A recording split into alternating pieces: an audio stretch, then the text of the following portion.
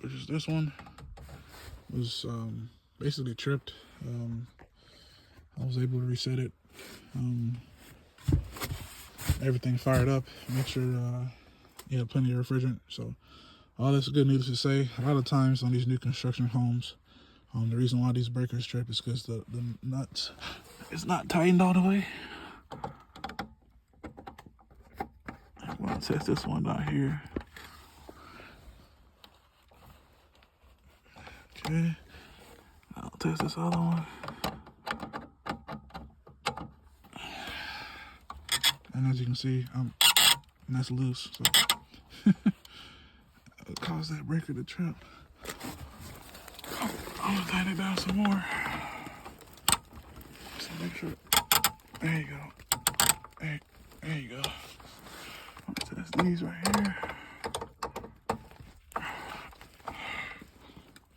Alright.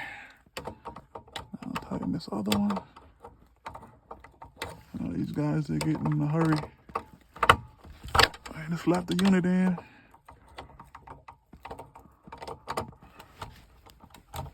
Alright, that's fine. Alright.